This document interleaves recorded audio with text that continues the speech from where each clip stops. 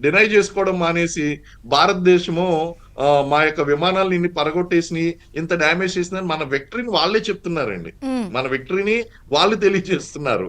కాబట్టి ఇదంతా కూడా చూస్తూ ఉంటే పాకిస్తాన్ ఒక బ్లేమ్ గేమ్ కి తెరతీయడం అనేది ఈ రోజు ఏం కొత్త కాదు. వీళ్ళు ఎంత బ్లేమ్ గేమ్ కి తెరతీసినా సరే పాకిస్తాన్ ఇంటర్నేషనల్ కమ్యూనిటీలో తన యొక్క క్రెడిబిలిటీ కోల్పోయింది. ఓ రకంగా చెప్పాలంటే పాకిస్తానీ ఆర్మీ అనేటువంటిది ఉగ్రవాదానికి సినానిమ్ గా మారబోతుంది. కారణం ఏంటి అంటే వీళ్ళు చేస్తున్నటువంటి చర్యలు ఆ విధంగా ఉన్నాయి.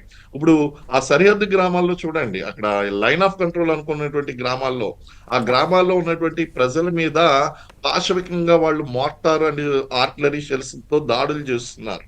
మరి ఇప్పుడు ఉగ్రవాద చర్యలకు పాల్పడుతుంది మరి భారత్ లేకపోతే పాకిస్తాన్ అనేటువంటి విషయాన్ని తెలుసుకోనేంత అమాయకులు కాదు మన ఇంటర్నేషనల్ కమ్యూనిటీ. ఈవెన్ పాకిస్తాన్ ప్రజలకి అర్థమవుతుంది, అలాగే ఐక్యరాజ్య సమితికి కూడా అర్థమవుతుందండి, అందరికీ అర్థమవుతుంది. కాబట్టి ఓన్లీ థింగ్ ఏంటంటే ఐక్యరాజ్యసమితితో పాటు చైనా కూడా అర్థమవుతుందేమో, ఈ షెల్స్ గన్లు మిసైల్స్ అన్ని వాళ్ళ దగ్గర నుంచే తెచ్చుకున్నారు, అవే ఏరుకుంటున్నారు మనం కొట్టేస్తుంటే. లేదండి, అది చైనా ఏం క్లారిటీ చేసిందంటే వాళ్ళు ప్రాక్టికల్ గా ప్రయోగం చేసుకోవడానికి చైనాను వాడుకున్నారు, సారీ పాకిస్తాన్ వాడుకున్నారు.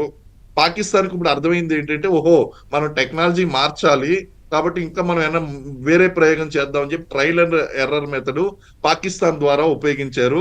అండ్ అవి ఎందుకు పనికిరానటువంటి ఇప్పుడు చూడండి, ఇప్పుడు చాలా మంది ముందు ఒక బిల్డప్ ప్రొజెక్షన్ ఏమిచ్చారు, చైనా డిఫెన్స్ సిస్టమ్ HQ-9 అనేది అసలు వరల్డ్ లోనే the best HQ-9 defence system.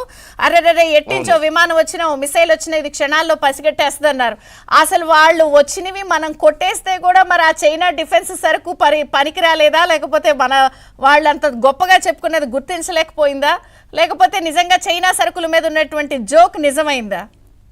ఇప్పుడు మనకి మార్కెట్ లో ₹1,00,000 పెట్టి బ్రాండెడ్ వస్తువులు కొంటాం, ఎట్ ది సేమ్ టైం అదే చైనా వస్తువు 10,000 రూపాయలకి, 1000 రూపాయలకి, 500కి వస్తుంది.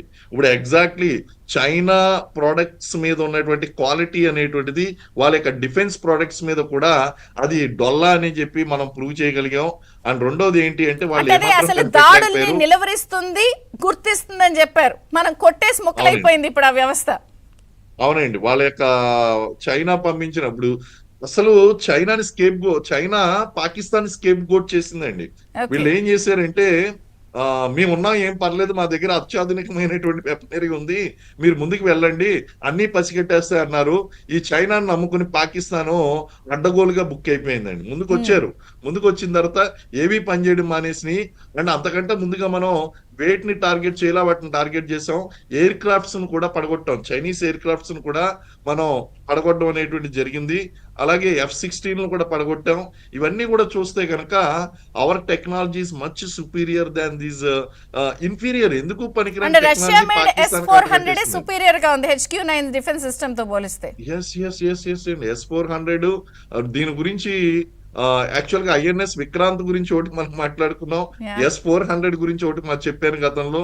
ఇవి చాలా ఎఫిషియెంట్ గా పనిచేసినాయి అండ్ ఏకకాలంలో డిఫరెంట్ లక్ష్యాలను ఛేదించడంలో చాలా బాగా ఆ యొక్క క్షిపణులను పడగొట్టడంలో వీటన్నిటిలో కూడా S-400 చాలా అద్భుతంగా పనిచేసింది. అలాగే INS విక్రాంత్ కూడా కరాచీ పోర్ట్ నాశనం చేయడంలో తన పాత్ర చాలా అద్భుతంగా అక్కడ చేయడం జరిగిందండి. ఇక్కడ మన టెక్నాలజీ ఆకాష్ కూడా రియల్ టైమ్ లో సూపర్ క్యాలిక్యులేషన్ తో అటు బోర్డర్ లో వాళ్ళకి గట్టి సమాధానం ఇస్తుంది ఆకాష్ మిసైల్స్. ఇది మన సొంత టెక్నాలజీ. అవును, ఇండిజినియస్ టెక్నాలజీ. ఇప్పుడు చూడండి, భారత్ చేసినటువంటి ఇండిజినియస్ టెక్నాలజీ కావచ్చు, లేకపోతే మనం తెచ్చుకున్నటువంటి టెక్నాలజీ కావచ్చు, ఏది కూడా ఫెయిల్ అవ్వలేదు. ఎందుకంటే మనం దాని యొక్క క్వాలిటీ గురించి ఒక అంచనాకు వచ్చే మన ఇండియన్ రిక్వైర్మెంట్స్ కి, డిఫెన్స్ రిక్వైర్మెంట్స్ కి ఏది అవసరమో అలాంటివే మనం ప్రొక్యూర్ చేసుకుంటూ వచ్చాం. గత కొన్ని దశాబ్దాలుగా మనం స్ట్రెంథన్ చేసుకుంటూ వచ్చామండి. ఒక్కటండి, వార్ అనేటువంటిది ఒక్క రోజులో నెగ్గేటువంటిది కాదు.